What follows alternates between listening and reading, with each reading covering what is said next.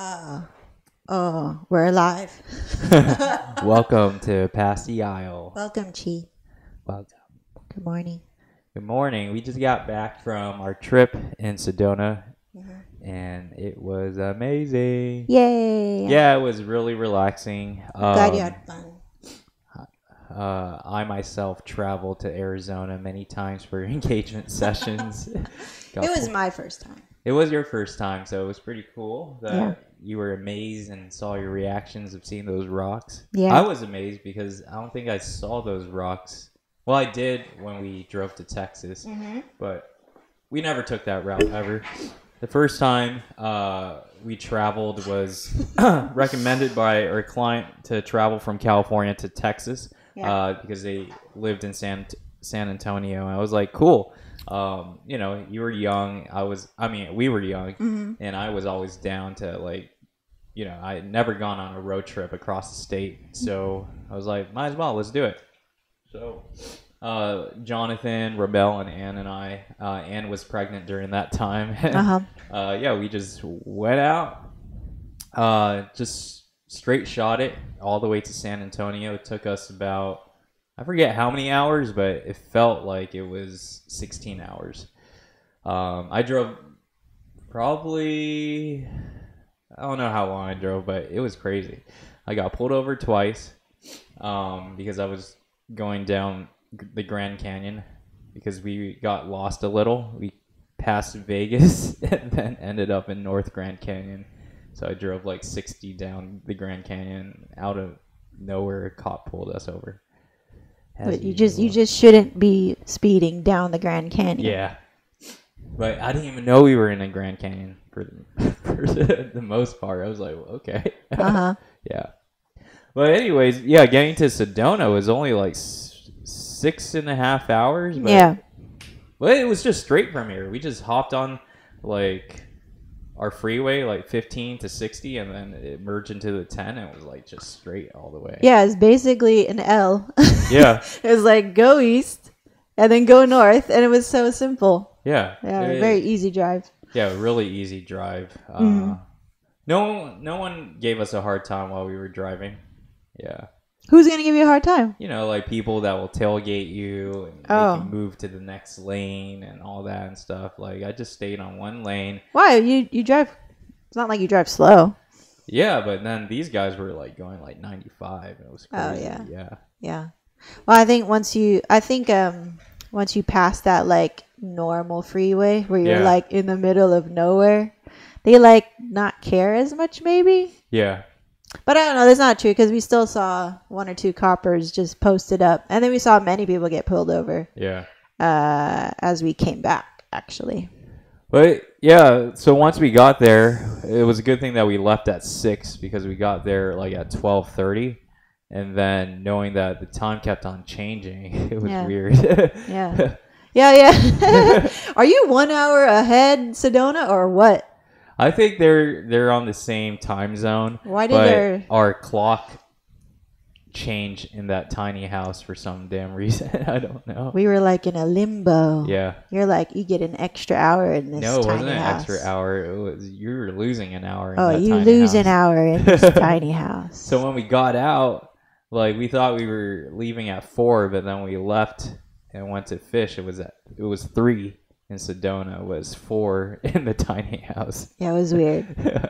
We're like, Throwing what time is it? But yeah, when we got there, it was cool. The first place we stopped, and it was a good call that you stopped at the Indian Garden house. It was our favorite spot there, I would say. Well, it was recommended by the host. Yeah. And it was basically the only real place you could go to without any trouble.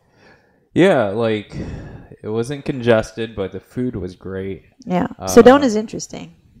I felt it was a small town. It reminded me of like Malibu, if you went to Malibu Cafe, but I know you never traveled out that way. But every time I go out and shoot there, it gives me the same feel. Mm-hmm. Yeah, because in Malibu, they have roads like that are just one way, and they have cafes and little businesses. Yeah.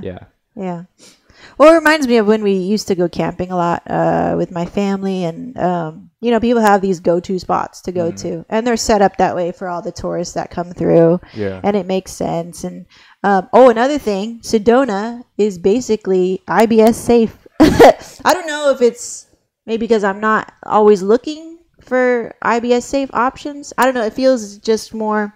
They had options for us to eat, and they were more health conscious, and it was easier to get a hold of things that were.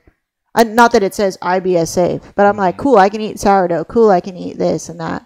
Yeah, they have a lot of options, gluten-free options, so they're very health conscious up there. Yeah, it was nice. Yeah, another cool spot is we stumbled across many different streams of Oak Creek. They have like many different parts named like bootlegger, right? Something. Yeah, bootlegger, grasshopper, and I don't like grasshoppers, so we didn't go there. Well, we didn't go there because it cost money, yeah, and we were like, eh. But then, yeah, the spot that we found, like randomly, I was like, yeah, let's just pull to the side right here. It looks pretty wide, and then, all of a sudden we saw a fish, and I was like, this is the spot, and then. We kept on fishing there, and we keep on seeing it bite, but then like it will eat other insects, but it won't. I didn't see it eat. I just saw it swim I see underneath. it come up and just eat whatever, like those little bugs that kind of spread their wings. Yeah, you'll hear them. Like if you just stare at the water, you'll see it. Yeah, I didn't see that. But yeah, we didn't get any catch this time around, but we got skunked. But I feel like it gave me like a good practice on like fly fishing, as well as learning the roll cast, and I still have to practice more on that, but I was able to fling it and it rolled out in the right area that I wanted to go to. Yeah, the only thing is like you were smacking the water so hard. No, I was testing my ability to see like what it does every time I do that. I was just testing out the soft and the really hard. And either way, I think we didn't get the fish because one, they said that Sedona is going through some like temperature changes, and it killed a lot of the fish that run through that creek, and so there was just a lot of slim pickings. It felt like there was one fish in that whole creek that we were trying to fish for. And there was a couple like babies, whatever, but our flies were definitely too large for them, so they wouldn't even be looking our way. But that one fish, there was like one fish in the whole damn creek, and we couldn't get him. It was big. So I don't necessarily think it was like our lack of skill, even though there's definitely a lack of skill on our part because we're still learning. Well, there was a lack of skill there because you would see a net full of strings that got caught in the trees. It was funny. Oh yeah. Oh, yeah. So the well, we weren't that lack of skill by getting it caught in those trees. Yeah. So I'm fairly confident. Like the next time we find the right spot. Yeah. And again, I think that's the right spot with the right flies. Well, because the fish are dead. So it's not really the right spot or the right time. I think it's the timing, yeah. So I mean, for the most part that I read about Sedona is that all these trouts will hatch, and then the prime time to fish there is late spring. And I remember before a trip, I was telling you, I don't think it's like fishing season there. They're like it's pretty mellow there, and all the fish is like upstream somewhere else. Well, that's not what I researched. Yeah, well, I checked a reliable source, Orbis. And it wasn't our fault that there's that it's hot. Like the global warming is affecting it, and so usually I think we are in late spring because it was fucking hot. It was hot midday, I would say. It gets really hot, and then at night it gets pretty cold. Yeah. So I would say we are in late spring. It's already April. It's already mid-April. Yeah. So. Is it first week of April? Yeah. I mean, usually they would have fish there. They were saying that. Usually they would, but they're all dead. Yeah. So what I'm reading is not untrue. Yeah. You know? So it's like, okay, well, we can't do anything about that. The trip is booked. Yeah. You know? But, now Frank Bonelli, on the other hand, I did catch a pregnant largemouth bass. I think it's time for it to hatch like within this week. So next week or in the next 2 weeks, it should be really great fishing there. Yeah. Oh, bass, right? So Yeah. bass and trout have different hatching patterns. Yeah. You definitely want the lures this time if we're going Frank Banana. I don't have any lures. So we need to pick up those little rubber ones. Little bright rubber ones. I want to get the rooster. Yeah. I feel like those are the lucky ones before. Oh, well, your little kit thing was pretty lucky. It does the same thing. It spins? It spins, and it has a little spin, and then it has like a little feather. Yeah. So I feel like you could get double use out of it. Yeah. But yeah. But yeah, that was our fishing journey, and we'll be fishing more again in May. Well, I wanted to ask you really quick. There was like how are you taking on the whole fly fishing thing? Because you gave up on it like midway. I don't know when you did. Well, I didn't want to lose more flies because every time I lose a fly that's like $5. No, but I told you we have all those cheap ones that you could practice on. I already knew practicing and everything, but and then upgrade to the $5 flies, which we did at the very end of the trip. Like that area, I just felt I wasn't comfortable enough, just because I saw those lines, and this is before I cut them down. Yeah. But before that, I was like, okay, got caught in one of those lines. Yeah. And then anywhere else I went, like you were in your area, and I didn't want to be there because it's like you need space to fly fish. I feel. Oh yeah. Yeah, you just can't be right next to your partner or next to your friend. Yeah. They have to be, I would say, several feet of a distance away from you. Pretty far. Different angles as well. You couldn't talk to them comfortably without yelling. Yeah, you gotta. It's a quiet sport. It's a one-man sport, I feel. Yeah. Yeah.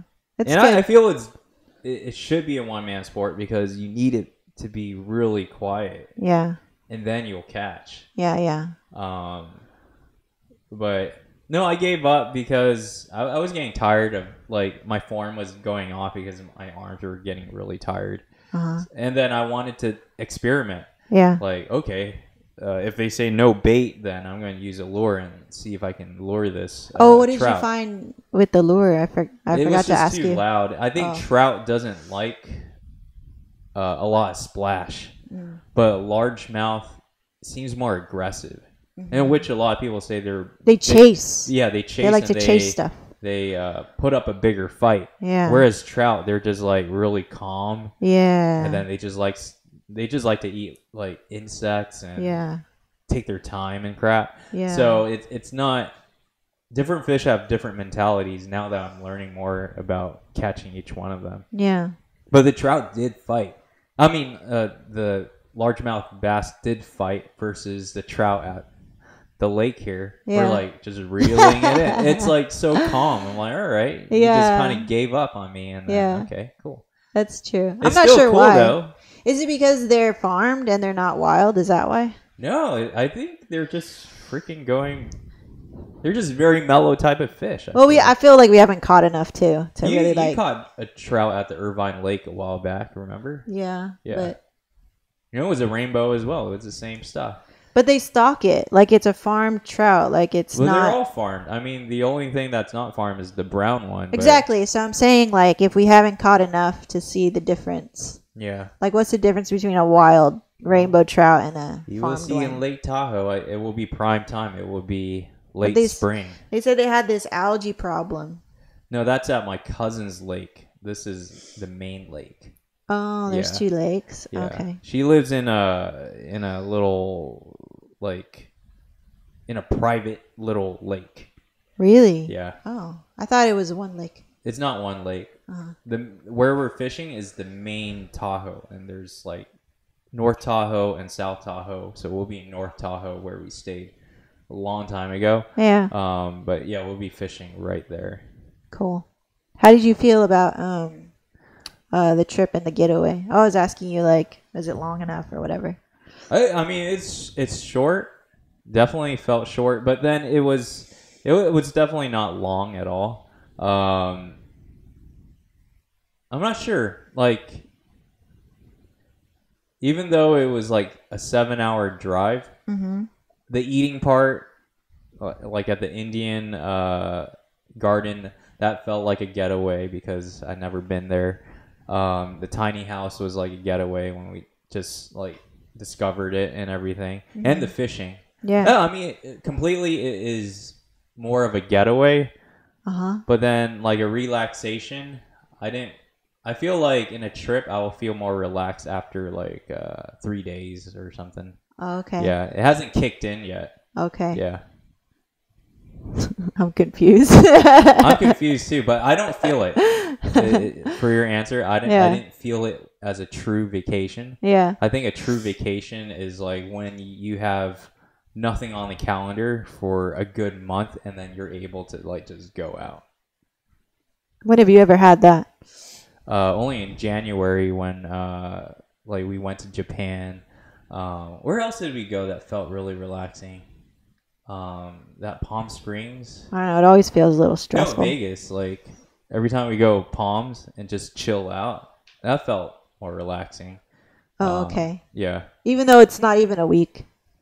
Yeah, but it still felt maybe because we've been there so many times. Yeah. And then you're like, oh, you've seen it, you've done it, but then you get to just like chill out and appreciate it. Yeah. Yeah. I'm trying to figure out what you'll enjoy. Like my language, I feel if I do it more than once, because Sedona we haven't been to any of these places. Because that's what you said. So you want to explore, right? Well, because I was like, how are you gonna like relax? And then you were like, oh, I have to feel like I haven't been there before. Yeah, I'm not too sure. I'm getting really confused about like what to plan next. But you don't need to worry about me. I'm in my own zone. Yeah. Well, not that I worry. That I want to do things that is that makes sense. You know, like why would I continue to do something that like if you didn't enjoy it or if you didn't get the most out of it? I didn't enjoy it, but or like you didn't get the most out of it, right? Well, I mean, it's hard to get the most out of a 3-day trip. So is it worth it still to like go?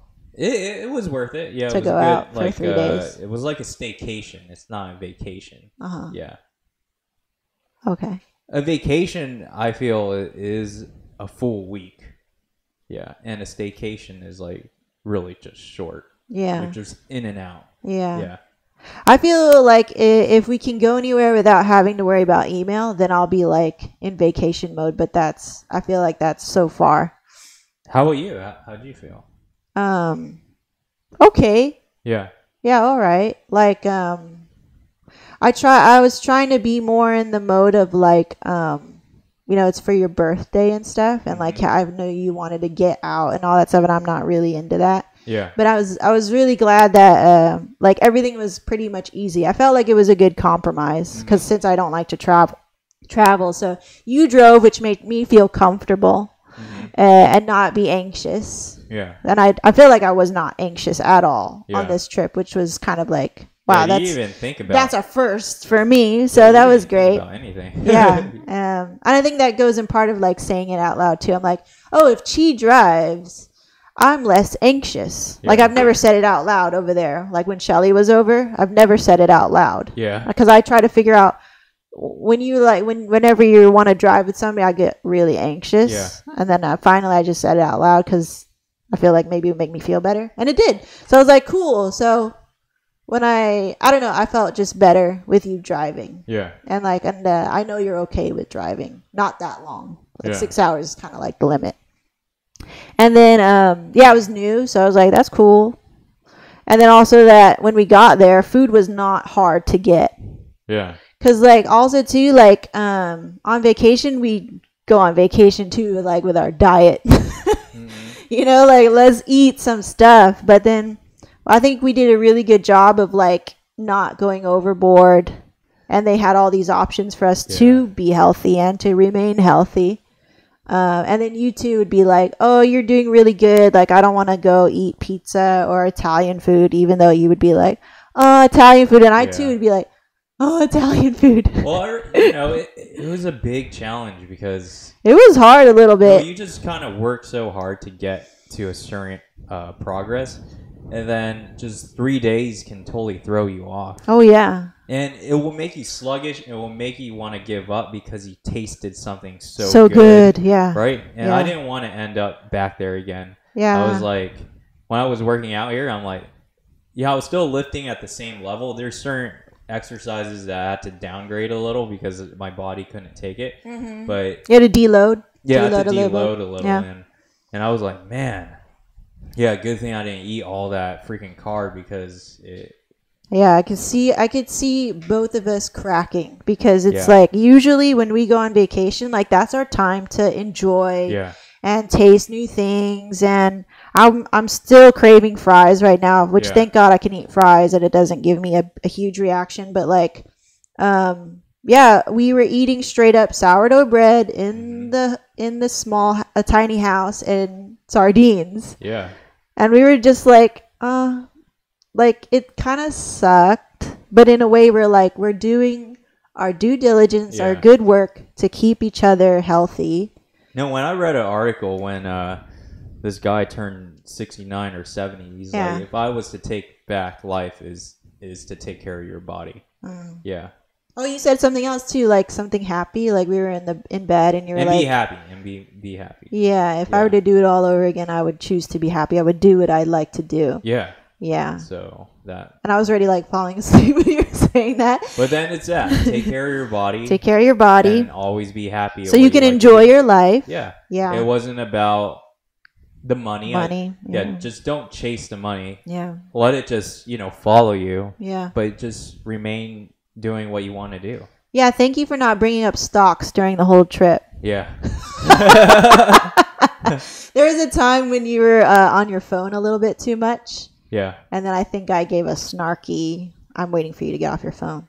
And then right away you woke up, which I'm grateful for that you were aware enough to do it. Because before I would say we're at Vegas, and then in a couple of hours you'd be right back on your phone. And then I'm like, I don't want to nag you, but it's annoying me. But I won't say anything. Yeah. This time I said it, I was snarky, you realized it, and you're like, okay, cool, I'm not going to be on my phone. Yeah. And then usually when we're fishing and I look over to you, you're on your phone.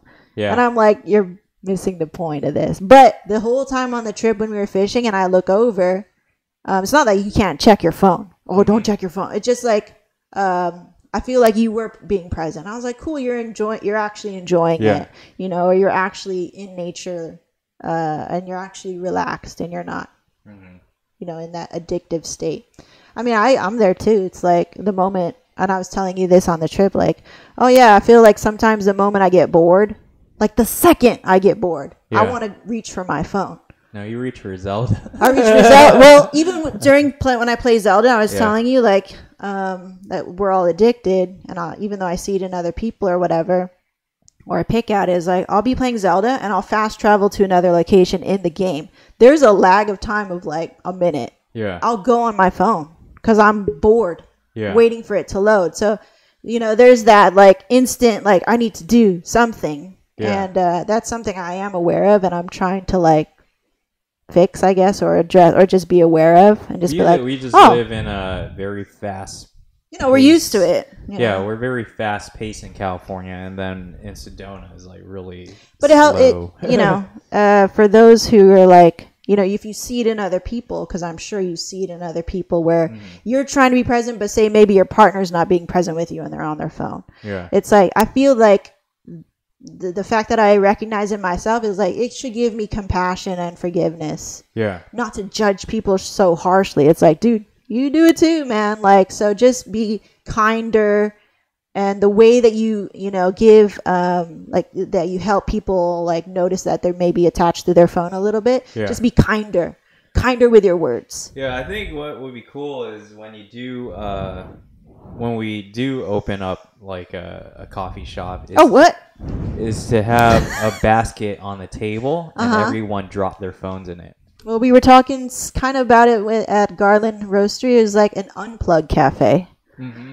You know how cafes are like, here, plug in your phone, plug in your laptop, right? Yeah. Like, and then Dylan, the roaster at the roastery, he was saying something, and then I said, oh, kind of like an unplugged cafe. Yeah. Right? And like, we're all like, oh yeah, like that's a good idea, where it's like, hey, it's not really about being on your phone pretending to write some dumbass script. It's like, hey, enjoy the coffee.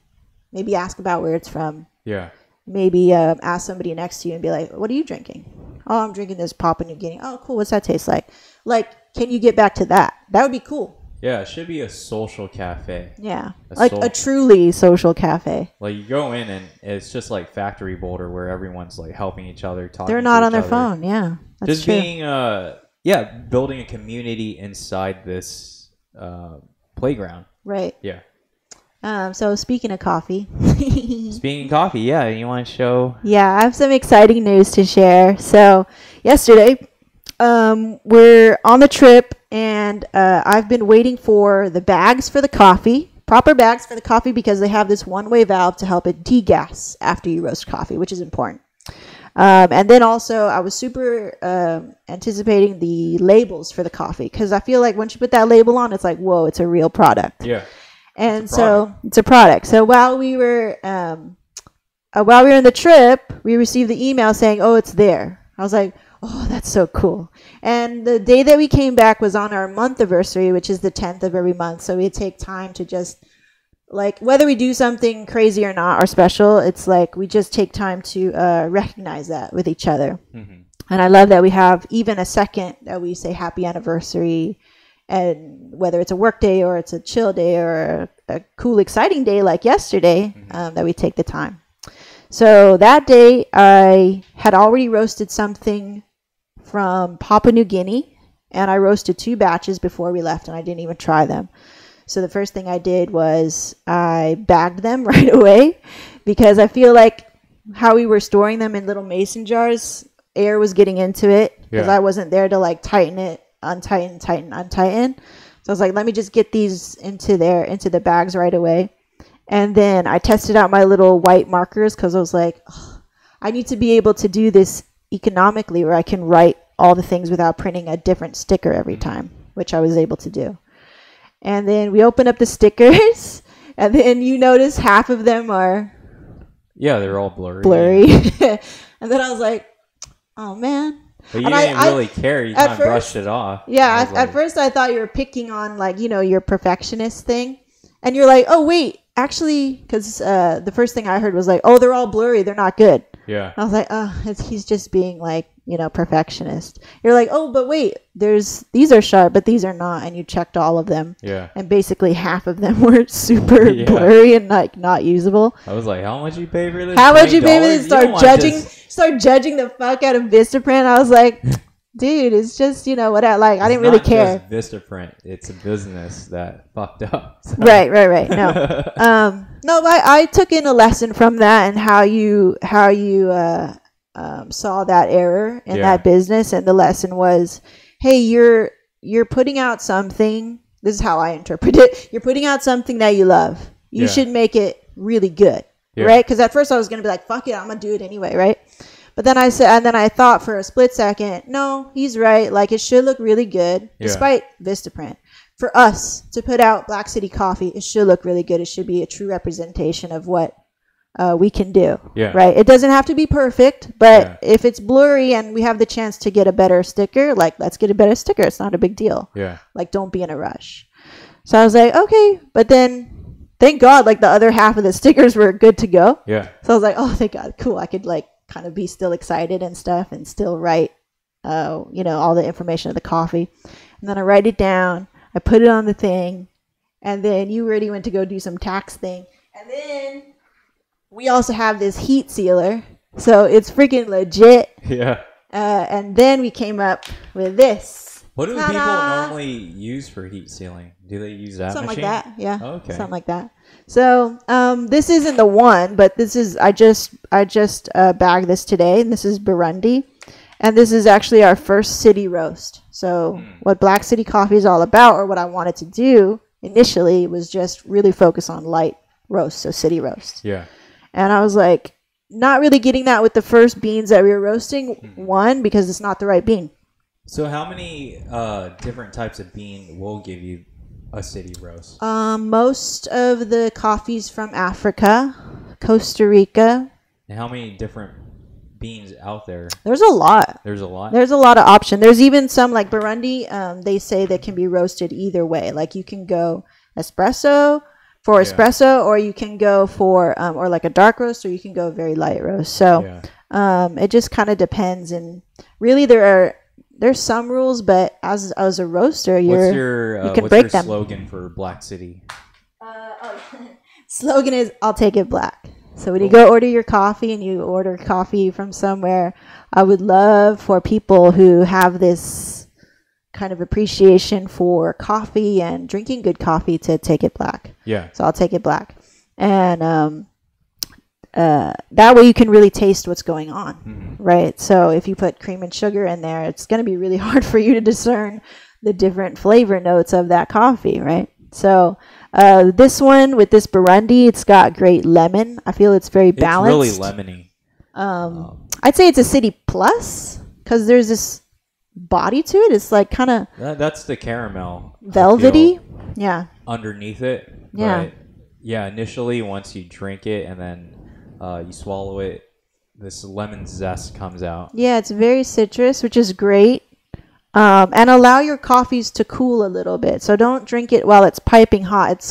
It's like when you drink really cold wine, it masks a lot of flavor. So drink it when it's kind of come down. Maybe you wait, maybe 2 to 3 minutes or so. Just let it kind of come down. And then those flavors are really going to come through. Yeah. And then you're going to get even more, especially with light roast, you're going to get more of that brightness as the cup cools down. So always when I'm about to finish a cup of coffee, I'm getting the brightest notes. Some will call it sour, but it's not sour. Because if you've had a really bad espresso, where it was underdeveloped or the shot was pulled and it was like really underdeveloped, that is what is sour in coffee terms, right? So I'm very excited.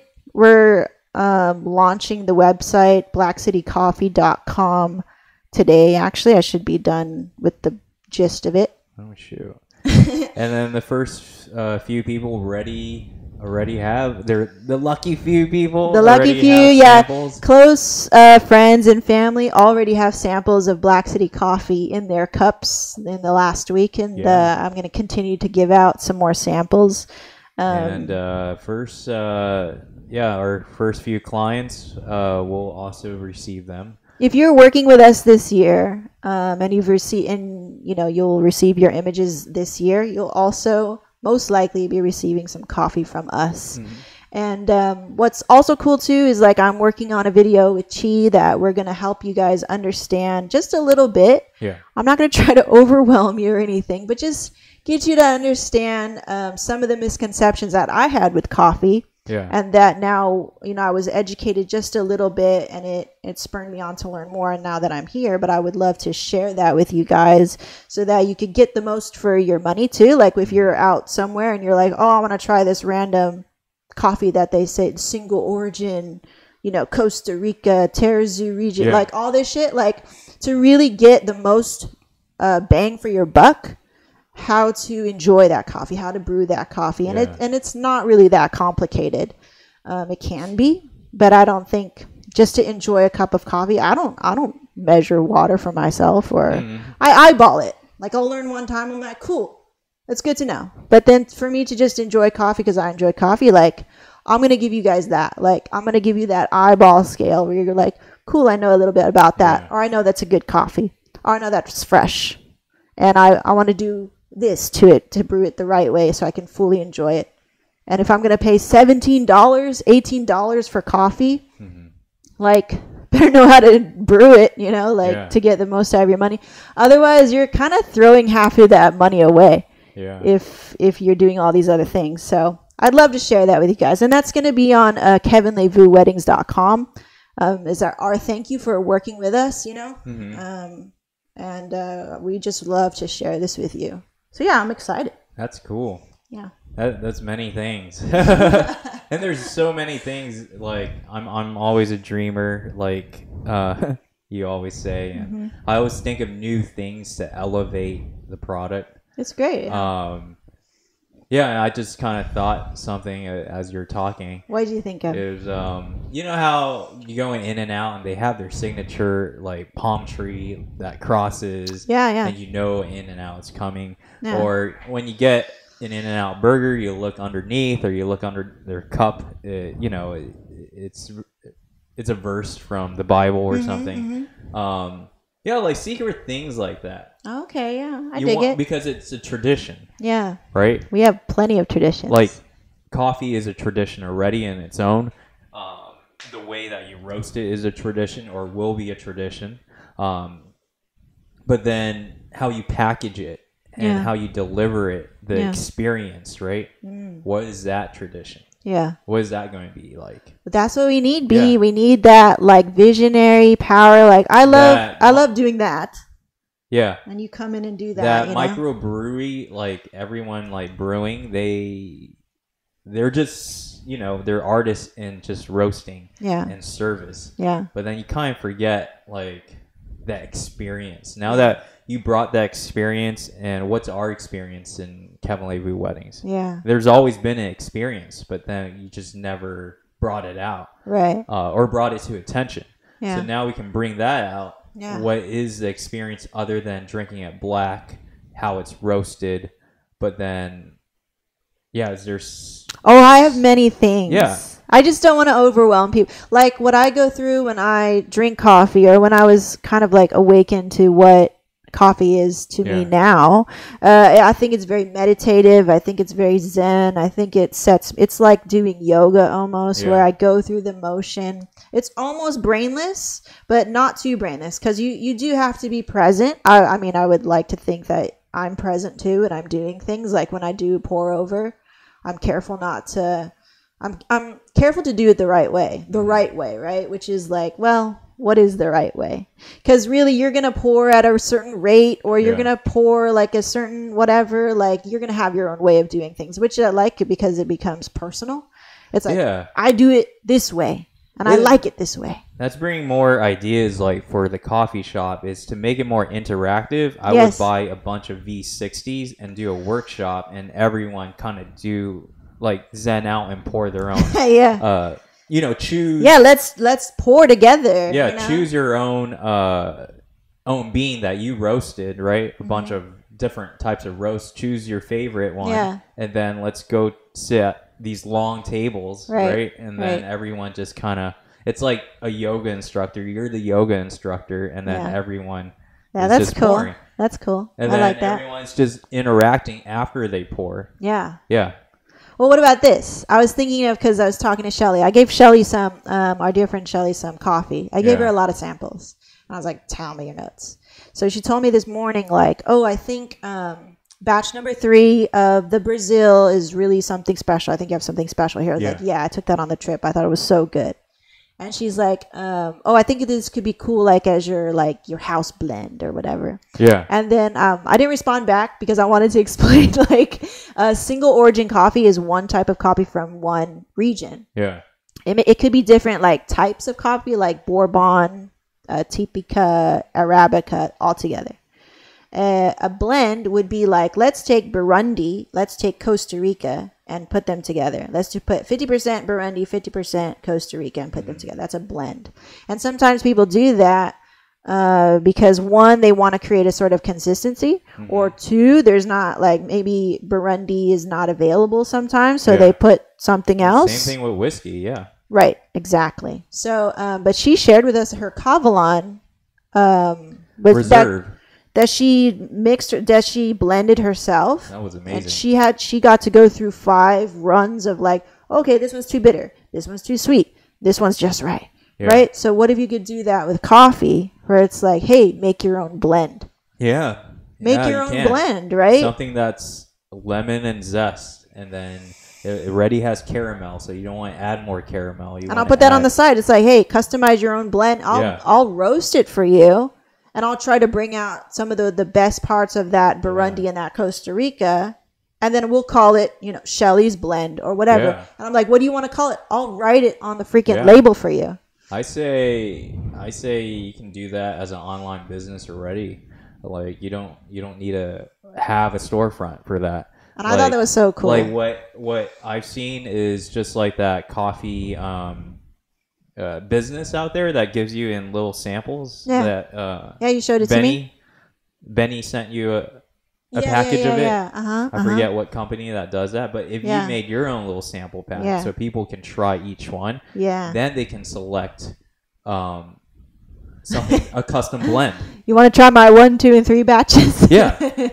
Select your it's batch. a little different each time. Select it is your batch. Yeah. And then from there. Yeah, that'd be cool. And I think it's a slow growth. Can get overly excited with any business again. Right. I was listening to this podcast and I was thinking like, I'm still trying to figure out why I'm not kind of like ambitious like you are. Mm-hmm. And I think part of it is because I get too overwhelmed or it gets too big or maybe too much pressure to perform. I don't like pressure. Like I feel like as a dreamer, I'm spilling out ideas. You take it or you leave it in a way, right? But it's not, when I say it, don't apply it. You don't need to apply it if you don't want to do it, right? Yeah. But it's there. There's going to be a list of ideas over the years that I'm just going to throw out. But it feels like pressure. Like if you didn't tell me that and we just went in like, because that's usually what it is, and you just told me all the ideas. Yeah. Because of who I am, I would feel like I'm not performing to the right standard and I'm not fulfilling all the things. Just like in marketing, for example. Like if I'm not doing all the things, that I'm falling down somewhere. And so I don't like that pressure. And so that's why the big mantra in our house or in our office is 1 step at a time. It's right there on the whiteboard. We got 1% better on your whiteboard to remind ourselves not to get overwhelmed, because I think it goes on both ends. Like, oh, we have all these ideas. And can we just do one, and like be cool with it? Yeah, if you had capital. And don't think badly of me because I'm just going to do one right now, okay? Like, Now I see like why when you do have capital and you have a dreamer like Steve Jobs and he just throws it out. And he's like, ah! Yeah, but then he's like, you're not fulfilling my dream. You're not fulfilling my dream in these groups, right? And all these pockets and all these people trying to fulfill his dreams, and then once he's satisfied, he chooses that group. Yeah, and that's the group he'll work with. Yeah, it's a weird. I don't know if it's completely healthy. It's not healthy because all of his employees didn't have really nice things to say about him. That's definitely not what we want to do over here. But I don't like the pressure, and then I have to feel me too. Like I have to feel that you're okay with me not being that ambitious and not liking the pressure, and then being cool with me doing one thing at a time, and then me to feel like if I don't take your idea, it's not because it's an attack on you. It's just like it's not the right move, or I don't feel like it's the right move. Yeah, but at least it's present. Like it's an idea. It's an idea. Yeah. And that could be the language. It's like, well, that's an idea. We can pin that away. And sometimes we don't have the right language to I feel like, well, this video is cool because it just recorded everything I just said. Exactly. So if you forgot what I said, you can always go back Maybe if you forgot what I said, you can always go back to it too. Yeah, I know. It works both ways, doesn't it? Yeah, it does. But, well, I actually go back and listen.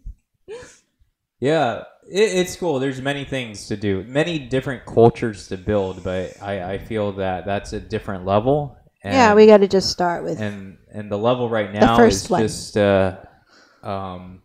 find the roast that you like and the beans that you like and the beans that you discover. And I think that is the initial phase when you feel that you got a solid line of roast that you can consistently make the same way. It's not going to be identical, but it's going to be along the line of the same product. Right. Then I feel you got something. Yeah. And then that's the stepping stone. That's the foundation still, and still building the appreciation for your company, like slower steps. Because when we started photography, I was like not about going fast as well. I was like taking my time, charging like 1,000, like really cheap, just to get everyone to have a taste of our company, to experience the experience, our work. And then once we got a handful, and I felt like, and this was like for 4 years, and people were like 2 years in, right? 2 years in, increase your price, increase it. I'm like, nah. I'm like taking my time. Let's really get there slowly. Right. And then slowly, yeah, right, I'll increase it, and then it just kind of matched, and we continuously just get work, you know, like, yeah, I don't think, with the coffee, we should just, you know, take it the same way, slow it down, enjoy every process. Definitely, when it was time to increase prices was when work became work, and when work was like too much, then you want to like really bring it down to the same level when you didn't have too much work, but then, you know, your value of yourself and your time yeah true, to like still produce the same quality, right, or even better, right? Or even better. I mean, your quality is definitely way better now than before. Oh yeah. But the intention and what you were trying to do, that's the same. Yeah. You know, like you're like, I'm gonna put out my best, even though if I'm gonna compare your work from now to before, you'll laugh at your work before. Yeah. But the intention is like, I still want to produce really good shit. I'm like, right now, that's what I'm trying to do with the coffee. Is like, I'm experimenting, I'm playing, I'm really taking my time with it, and it's interesting because like every day is kind of like a lesson for us to take our time, and then especially because it's you and I, and you have a very like jump the gun kind of attitude sometimes about things, like the bag design or whatever. I'm like, I don't want to do that, you know, and sometimes I feel pressure like to make something so cool. Or invest in something so cool, like, oh, you know, they have those really crazy fancy bags. It's like, but we're not there yet. You know, so I have to be strong enough to tell you too, like, no, we're not there yet. And I don't want to have to feel, also like telling myself, I don't want to have to feel bad. I'm just telling you, like, this is how it is, and I'm confident that right now this is my focus, which is like, let me just learn the theory. And when to do this. When to do this little minuscule thing of like lowering the heat. When do you do that? If I haven't mastered that in some way, or at least like feeling confident in it, then I shouldn't even be bothering about bag design, like, in my opinion.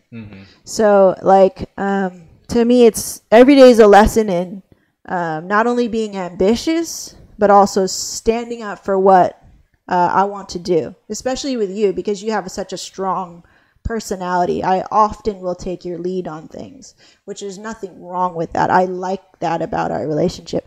But I was like, how can I also show strength, but not be mean or coarse or shut you down, because I do value your ideas.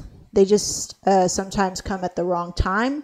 And then I'm not giving the right language to tell you that it's the wrong time. Like, I could say that, but my meanness or shortness or irritability will take over, and I'm not aware of what I'm saying sometimes. So I like every day lesson for me. Like, just be excited, take in everything, be forgiving, and like not... And we are doing it together, and I don't want you to also think like, this is mine, you can't have it. That's not how I feel. That's why the words that I use when I say, when we make something, I said, look, we have our coffee. This is our first coffee. This is our first roast, and I always try to be really conscious about including us in this, even though I'm doing a lot of the driving basically. But it's us, you know, it's a representation of us. And so I want to make that clear to you too. Like, I'm not trying to hoard it from you, but I like that you're allowing me to drive. Like, a lot of times in life, I allow you to drive, and I like it that way. It gives me safety. It makes me feel less anxious, both literally and metaphorically. So I like that you're allowing me to drive in the coffee thing. You gotta drive. Driving so long. Bitch, you gotta drive too. No, I like it. No, you've been saying it too. You're like, maybe we could switch places. It's a change of pace. I feel like I enjoy still shooting. I can still shoot. Yeah. It's no, I get you. Yeah. You've been driving so hard. Yeah. Again, literally and metaphorically, that you've been the leader for so much. It's a lot of pressure. I understand. Like I get it, and that's why I'm telling you. I'm like, oh, I need to learn to be a little bit more ambitious. Yeah. Even though I'm content and my natural state is to not be that way. Yeah. But I think it's a good skill to learn. I don't have to be exactly like you. Yeah, you can drive different ways. Yeah. Right. Well, just don't drive. I can drive like Don't drive like Asian way.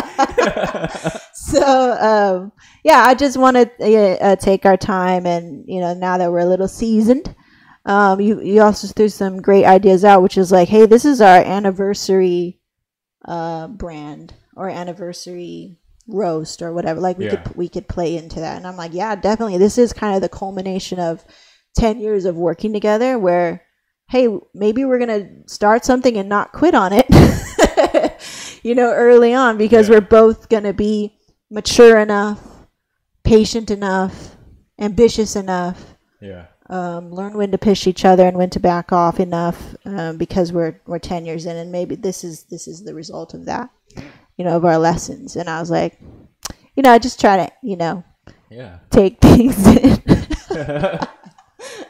Maybe I'll throw the photo booth somewhere. So, well, I was saying yesterday, I posted on Instagram, like, oh, this is so cool, because often a lot of cool things will happen on our anniversary. Not that we plan it. It just kind of happens to be, oh, it's also the 10th. It's also our anniversary. Something cool will go down. And that was the first time that we bagged our first coffee. This is like everything that every year it happens. Like every year something will pop up. On the 10th, though. On the 10th of the month. Or just something will pop up. Mm-hmm. It's because... I don't know. Yeah, we're still focused on our business. Like, this is the goal for this year, is to focus on one thing. Yeah. But yeah, like a new hobby, like fishing all of a sudden, like fishing a lot, and going back into disc golf. It's like repeating the things that we used to do, rediscovering. Adding some new aspects to it. Yeah. 10 years later. Well, yeah, I think it's important too. Like, I really, really wanted to get back into sports with you. Like, I'll say it again. It was like when you said, like, when I couldn't do all those sports again, it was like kind of a letdown. Huh. And I'm like, I know it's a letdown. Like, I'm experiencing it, and I've always been athletic, and to feel like I can't even jog or something, Yeah. But well, I'm slowly getting back into it, and like little things I'll notice, like over the week, over the trip, I was able to jog across the street. Yeah. Without any pain. I was like, yay! Because a car is coming, you got to jog a little bit. Yeah. And before I couldn't do that. And so, like, we're slowly getting back in there. We're golfing, we're fishing, and all that shit. Yeah, 2 mountain bikes out there. I'm just joking. You can go yourself, Coop. You had plenty of people go with you. I didn't ask for that thing. Yeah. So, what else? Yeah, and then so before we left Sedona, we went to visit Garland, where they actually roast, and you got to see how their warehouse, because prior to that, with the time change again, we were like, what? We were about 30 minutes earlier than their open house. So once we walked in, and we were just prior to that, we were talking about warehouses. We were talking about, oh yeah, I found a spot 878. But then the main question pops up is installing gas lines. Yeah, it's always a main, or you just have a service that comes every month to fill up your propane tank. Yeah. And you can get like 200-gallon propane tanks, or however big you want it, right? So there's many things, like to have an official roastery from a home roaster, because a home roaster, like the story with the people that manage Garland, it took them 1 year to like step it up.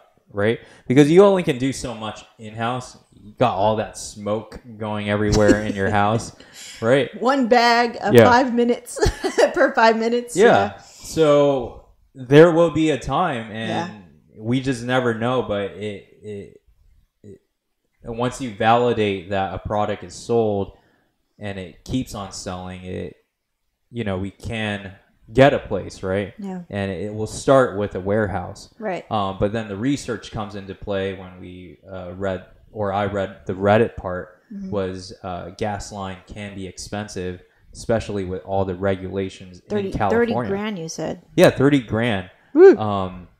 Just because gas is available to heat up the water, but then they have to mess something up. They have to play around and fiddle with it.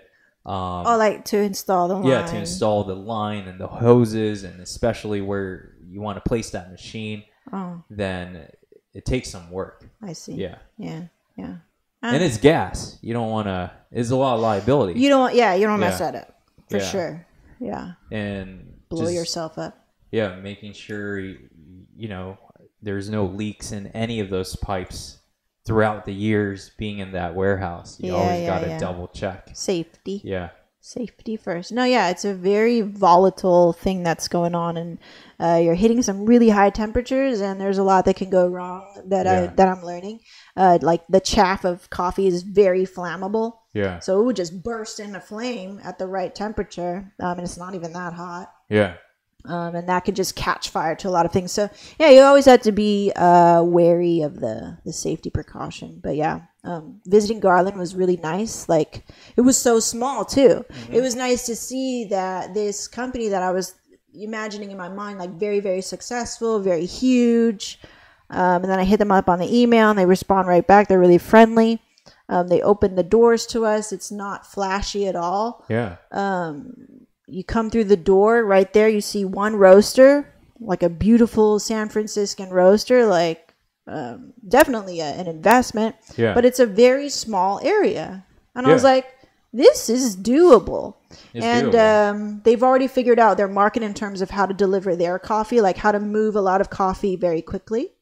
That they don't have to really worry too much about like making ends meet if you're like a coffee roaster. It's not their main business. Yeah. So they sell their own coffee in their own cafe. It's family owned for 3 family generations. I was like, wow, this is very cool. It was just very inspiring. And Sedona has a great coffee culture. Like a lot of real cafes just scattered about. Versus here, I feel like it's more Starbucks everywhere you go. Which is not the greatest coffee. I was just very inspired, and I was like, cool. I'm looking forward to that point when we take that step, because it was kind of like a big step, and in a way not that big. Like, actually I could see myself doing that. Like, we have a small place, we have a really nice roaster, we have a place where we can package stuff, and we go in every 3 days or whatever to roast coffee, and you just kind of like, it seemed pretty chill, and he was chill too. He wasn't like, oh my god, like he was relaxed, and I was like, that's cool. I want to be relaxed too. And you just roast on Thursdays. So I liked seeing that, like, little part of our potential future, like that it was going to be relaxing. And that's it's always good to kind of have that experience, because when starting photography, you didn't know where you're going to be. But then having the ability to follow under someone's wing, I saw like what you can be. So it's cool that we got to experience where we can be, and I feel it's very reachable. Very reachable, very doable. It's very doable. It's not out there.